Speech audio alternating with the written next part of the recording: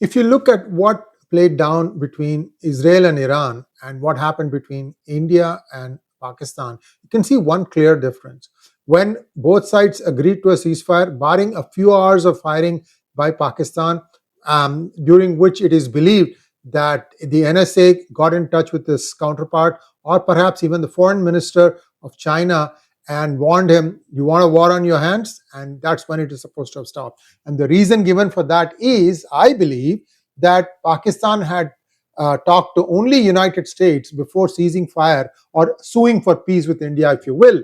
And they did not consult with China. Therefore, when China came to know that the ceasefire had come to effect, they jumped up and down, and just to appease their feeling, Pakistan fired one of the most intensive firing. It was like taking a frustration out on the LOC and also probably along the international border.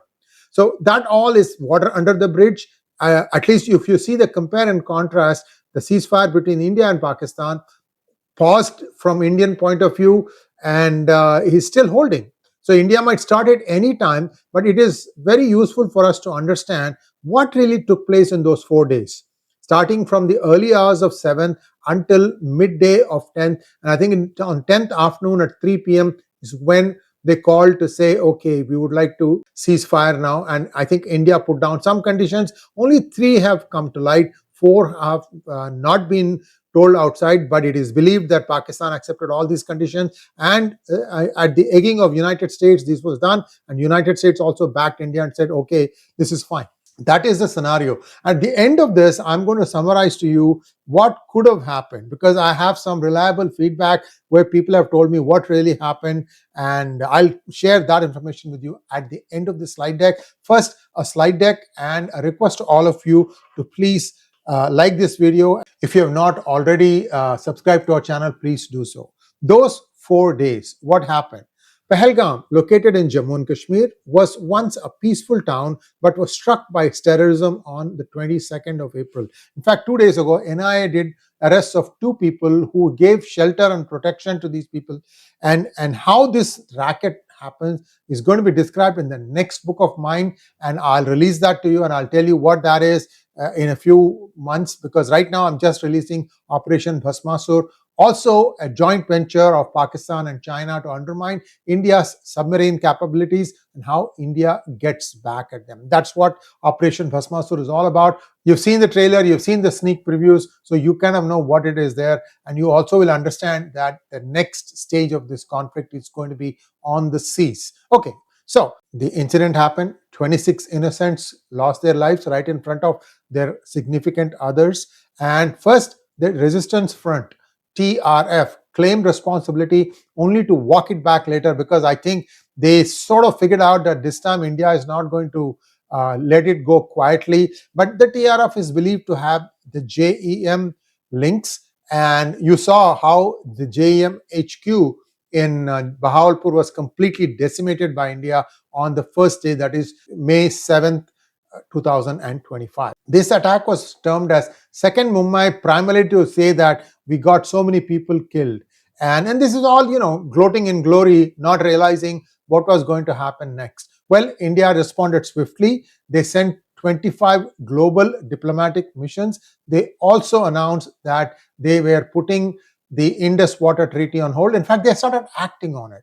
Water stopped flowing. Water flowed in a torrent, and Pakistan could never really figure out when water was going to come and when it is not going to come. And the situation is continuing now, and people in Sindh are protesting because they are not seeing any water trickle all the way down to the state of Sindh. So this is going to be a huge problem in the days and weeks to come. We'll keep you updated on that with our specialists. Now, not only did they do this, they also froze all border ties and suspended Pak visas. India also started weeding out many Pakistani nationals who had overstayed their welcome in India. They were all deported. For some time, the Wagah border, Pakistan sealed it from their side and refused to accept their own citizens. I think, again, India did something to read them the riot act. Then they reluctantly started admitting their own nationals. Shame on you. I mean, these people are beneath contempt, I tell you. This country has no shame, no value system. All it knows is to hate Hindus and hate Kafirs. That's all it knows. And Without rattling sabers in public, India mobilized, and you saw what happened on the 7th of May early morning. India launched air and missile strikes on over 10 terror camps located in occupied Kashmir as well as inside Pakistan.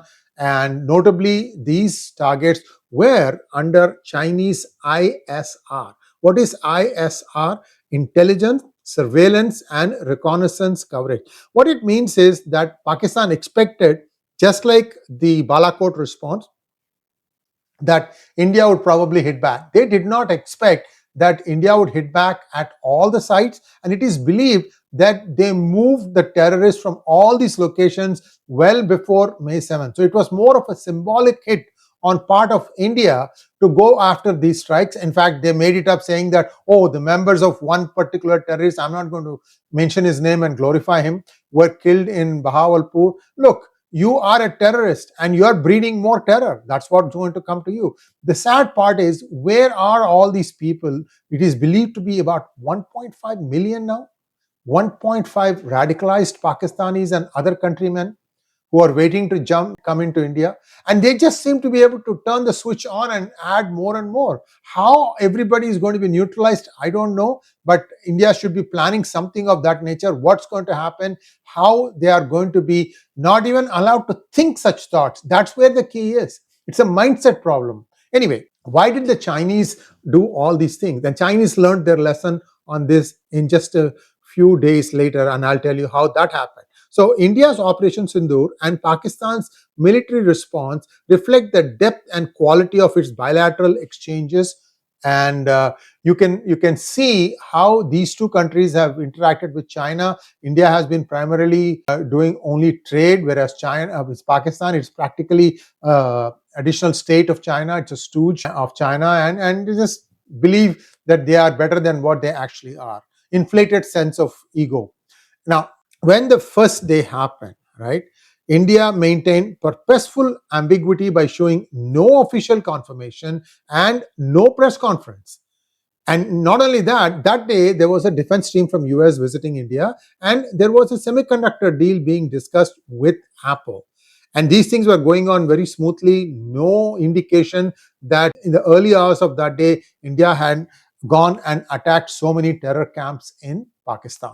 Day 2. What happens on day 2? That is 8th of May. Pakistan responded by launching Operation Banyan-un-Marsus, which involved drone and decoy incursions aimed at testing India's radar capabilities. Now, India chose not to respond militarily, instead focusing on intelligence mapping. So they mapped out where all the radars were of China or Pakistan or United States or even some other countries' radars, ADS systems and other equipment were there. So it's a mishmash of a lot of countries' weapons. They analyzed ISR patterns, satellite relay windows, and drone launch locations such as Miranshah and Bahawalpur, allowing Pakistan to inadvertently reveal its tactical blueprint. A notable incident occurred. This was a stealth surveillance drone called the GM500 𝗤𝗏. GM500 may be Chinese name, 𝗤𝗏 might be Pakistani name. It was a stealth surveillance drone that was supposed. What is surveillance? Surveillance is something that surveys, and stealth means it flies without the radar noticing about it. This was a drone. But what happened was it crashed and it triggered an alarm because it crashed within Pakistan itself. This stealth loitering munition, developed by Pakistan's Global Industrial Defense Solutions, GIDS, with possible Chinese collaboration, was referenced in reports as an unknown drone used during Operation Banyan-al-Marsus. Now, day 3, Pakistan escalates and India hits back surgical and hard. This was the day when the maximum amount of activity happened, and at 7 p.m. on the day 3, that is 9th of May, Pakistan launched its largest attack yet, deploying cruise missiles, Shahid-style drones, and decoy UAVs. UAV is drone. The targets included Indian logistic hubs, radar installations, and airfields across Jammu and Kashmir and Punjab. India's defense systems, including the S-400, Akash, and Spider, successfully neutralized most of the incoming threats. Some did make their way, some hit civilian areas. One house was demolished or injured, substantially damaged in Jammu, and then they also hit a Gurudwara in Poonch, and that killed about 14 people, innocent Sikhs. The idea here was to cause destruction in civilian areas, in particular on places of worship. The Golden Temple was targeted, 𝗤𝗏𝗏 Temple was targeted, and also the India's headquarters was also targeted. The missile that was directed at India, that was brought down by India's ADS systems in Sirsa in Haryana. Now at 2 a.m., technically day 4, that is on 10th of May, India launched a massive retaliation, executing precision strikes using drone swarms, air-launched missiles, and standoff high-speed munitions. The targeted sites included drone hubs across Pakistan, the Miran Shah Air Base, radar and logistics facilities in Lahore and Sialkot, as well as Chinese ISR uplink and jamming centers in Bahawalpur. You know what an uplink is? An uplink is the thing that takes the data from the ground-based system and sends it up to the Chinese satellite. If once you cut that, essentially the place goes blind. And a jamming center is something where even though they are transmitting, the receiver is not seeing it because it is being successfully jammed. India did everything possible to tell Pakistan and through them to China what they thought of their equipment was. Now, getting back to day 3, India also launched a precision military operation targeting Kirana Hills near the Mushaf Air Base, Sargodha, Pakistan. We know what happened there, and the earth trembled, we should say, and in fact there was radiation leak. We know that there was a radiation reconnaissance plane of United States that was up there flying within a half an hour. They also brought in 2 planes, one from Egypt and one from China, with boron to try and contain the radioactive leak.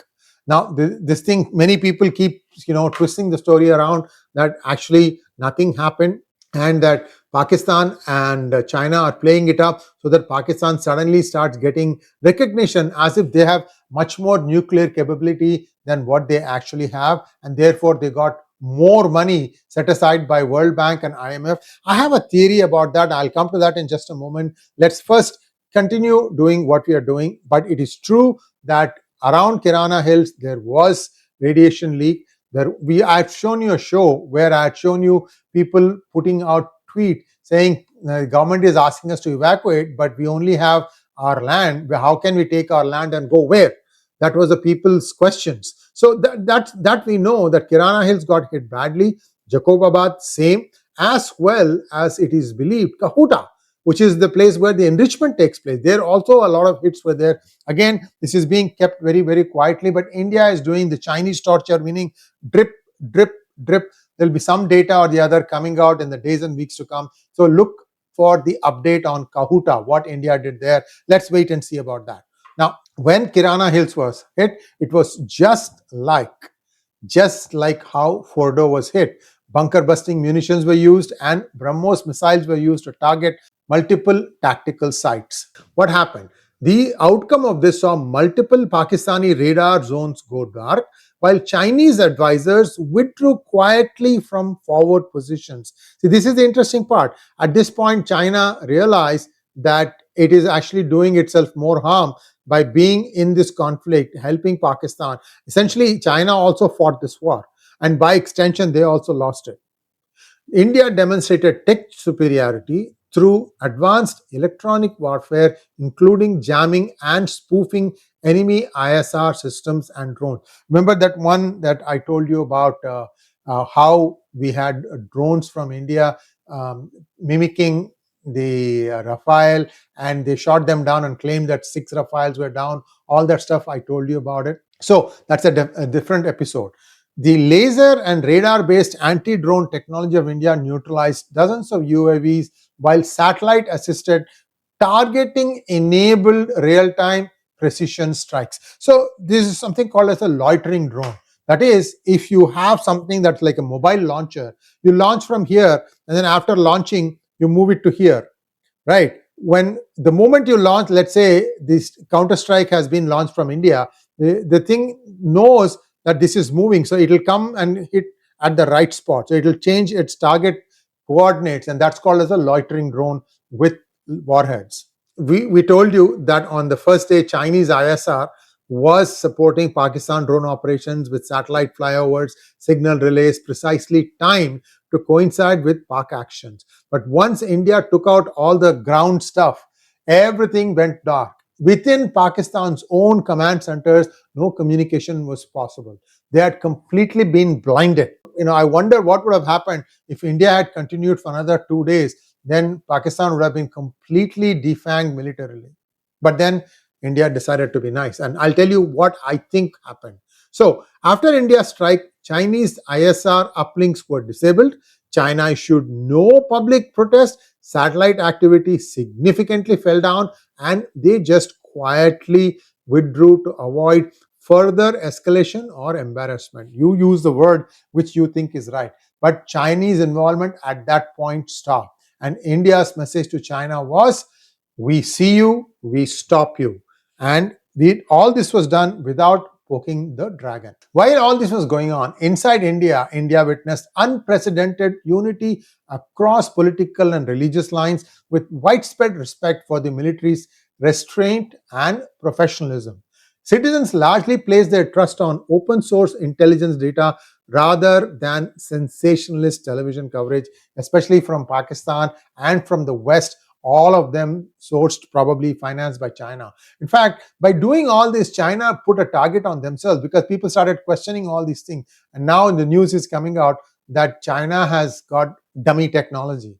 With Iran also suffering massive losses, China has completely bankrupted its defense industry, in my opinion. Pakistan initially responded with confusion, followed by official denial. State media struggled to provide compelling visuals. They were taking game shots and showing that off as actual hits. That's how pathetic it was. The global community admired India's strategic restraint, applauded its focus on exclusively focusing on military targets, unlike the Pakistanis who were looking only at civilian targets. And the same thing, Iran also did the same thing. They tried to kill the civilians of Israel rather than going after the military targets of Israel. So, what are the strategic takeaways? India emphasized precision over projection, no hashtags, no bombast, just decisive action carried out in deliberate silence. India asserted ISR dominance by simultaneously mapping enemy networks and effectively defending against incoming attacks. India employed a non-linear retaliation model, that is, delaying action, deceiving the enemy, and ultimately striking deeper with calculated precision. One Pahalgam incident, 10 camps devastated. India delivered measured signaling to China by disabling key Chinese assets without escalating into a direct confrontation with China. Now, what I think happened on the 10th of May? Well, it is believed that on 9th, J.D. Vance did speak with the Prime Minister and said that we are not going to say anything, we have no part of this fight. Yet, on 10th, during the daytime when the attacks happened, Noor Khan Base, 𝗥𝗘𝗙𝗏, and I think Murid, all these places had significant American portions in these places, and I think they suffered damage. It's more than likely that many Americans also lost their lives. Unfortunate, but America is actually downplaying it, and I agree for my fellow brothers and sisters. But then what to do? You are in the harm's way. They should have vacated it before this happened. As a matter of fact, by day 2, it was very clear that there was only one way this conflict was headed, and they could have, maybe they did, I don't know, they could have vacated. But the Noor Khan base, where there was a complete command and control center underneath the tarmac, that got completely devastated, and I think that really set off a lot of alarms in the United States. I don't believe that US would risk putting its own nuclear assets in Pakistan, because Pakistan and China, they are like two sides of a bread. So that part, I think, is more of hyperbole.